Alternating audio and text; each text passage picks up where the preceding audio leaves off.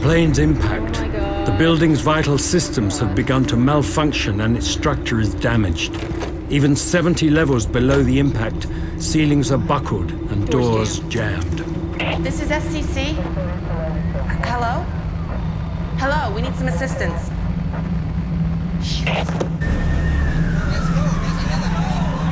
Because of the angle of impact of Flight 11, all stairwells and elevator shafts to the upper levels are cut off. Over 1,300 people are trapped. There is no way out and no rescue plan. Sir, sir, did you check out the elevators? Yeah, but they're all burned out. Right. We need water. The faucets aren't working. Can you please try to find some bottled water? Water from the vases, anything? Thank you.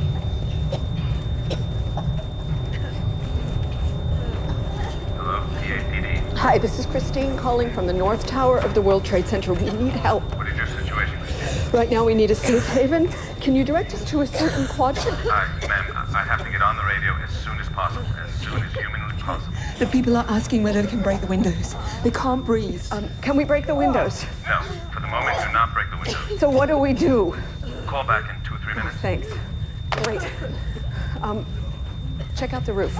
The roof? Yeah, there's a service exit onto the roof. It's usually locked, but you never know. I watched it. I seen it. I heard the boom. Look at the smoke. So it was a red light. It was so long. This building right here.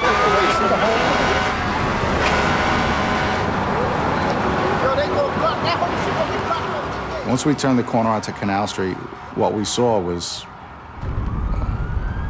a nightmare. So I was looking at 20 floors of fire, which translated into 20 acres of fire. And I'm thinking to myself, how are we going to deal with this?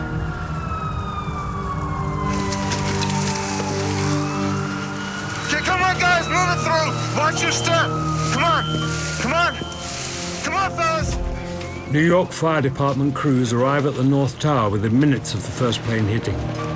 Your tools down, fellas. Among them, Captain of Ladder Company 6, Jay Jonas. Okay, check your packs. One of the firemen from Rescue 1 said what we were all thinking. He came out and he said, we may not live through today. And we all looked at him and he says, you're right. And we stopped and we took the time to shake each other's hands and wish each other good luck. Not yet, guys. They've had their orders. We haven't had ours yet.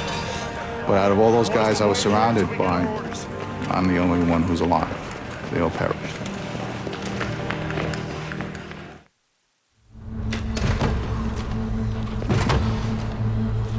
What do you think, guys? Try another one? Yeah, I say we go back to the sky lobby.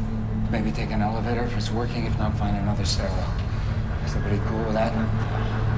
Okay, let's go. At least the beast going to the gym, huh? Tell me about it.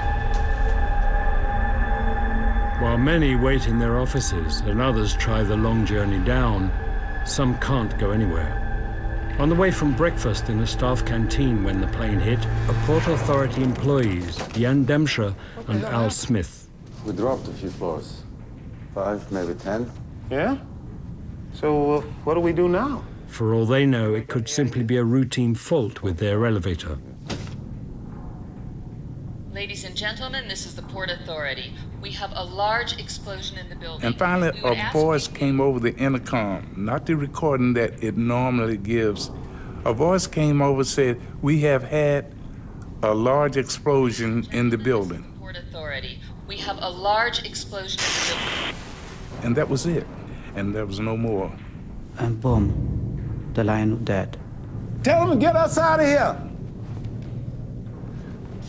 You gonna send someone to help us get out of here? We have some problems, I think. And we never speak again with the man on an intercom. When you're inside, you're still like a cat in a cage. I don't have any clue what's happened outside elevator or in the building. I said, We have to make a decision. Nobody gonna come and help us. I think we're gonna have to find our own way out.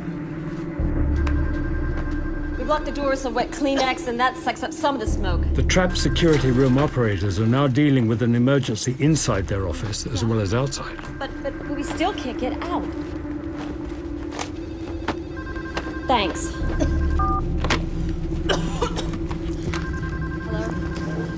Hello? Hi, this is Melanie. I'm with the conference. We're trying to get up onto the roof, but we can't. I see. Where exactly are you? I'm not sure what number. The door won't open. Yeah, you need a swipe card. Well, we haven't bloody got one. Well, in that case, I can't help you. Can you open them from down there? I'm sorry, we're not able to do that from here. So what are we going to do? I'm afraid you're gonna have to find a way down. We've tried, but we can't. Well, then you're gonna have to wait for the emergency services to come to you. I'm sorry. I see.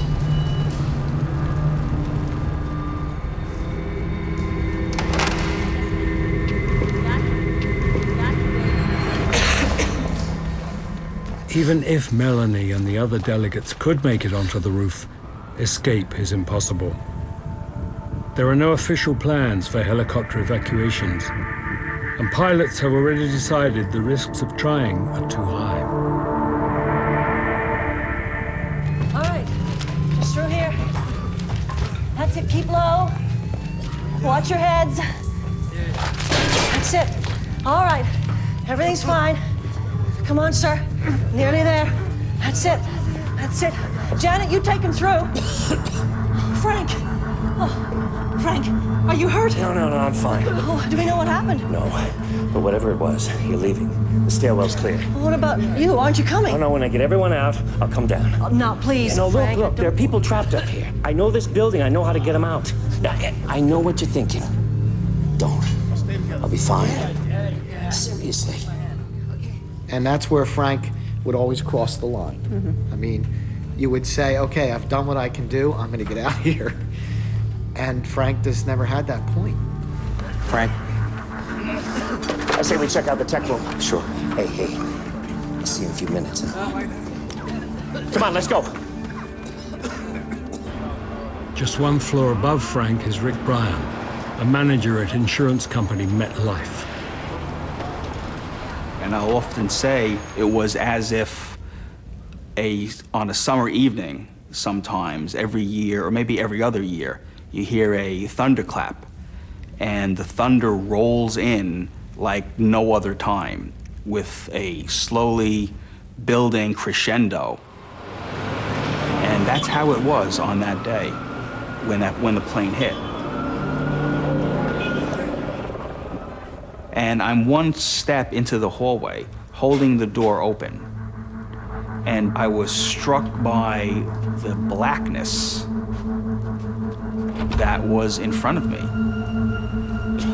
It was the deepest, the richest black that I had ever seen. Anybody there?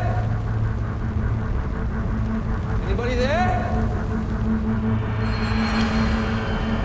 And I'm thinking to myself, you know, you have the keys to the door. You can easily open the door and go back from where you came. Hello? But can you be certain that your keys are going to work? Hello? And I was frightened. I was very frightened. So instead of continuing down the hall, I went back into our office and let the door close.